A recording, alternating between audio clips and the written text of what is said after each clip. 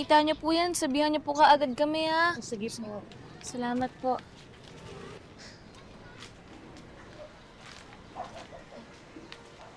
Kailangan ko.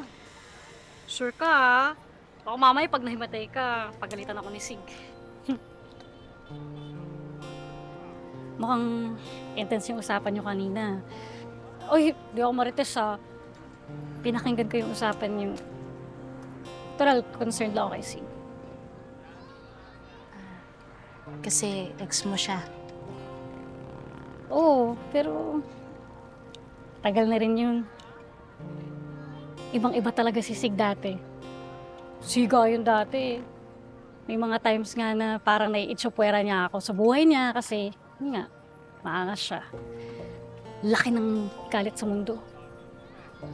Bakit naman? May pinagdadaanan kasi yun sa tatay niya nung buhay pa si Mang Lando. Pero kahit todo ang galit ng tatay niya sa kanya, mahal na mahal pa rin siya ni Sig. Kasi kapag totoong mahal ni Sig ang isang tao, titiisin niya kahit gaano kasakit. Hindi niya bibitawan, hindi niya iiwanan. Ba't pa naman sinasabi sa akin to? Di ba nakikipagbalikan ka sa kanya? Kung tatanggapin niya. Alam ko naman kung kailan ako aatras eh. Nakita ko kung paano siya mag-alala sa'yo eh. Ang hirap mga aminin. Hindi mo siya ganyan sa akin dati. Ngayon ko lang siya nakitang ganyan kaseryoso sa isang babae.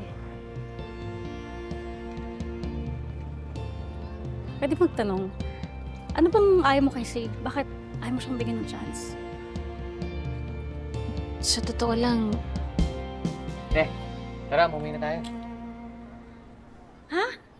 Paano si Matos? Nakita daw ni Nakidlat sila Matos. Malamang nakalayo na yun. Tara na. Para makapagpahinga ka na din.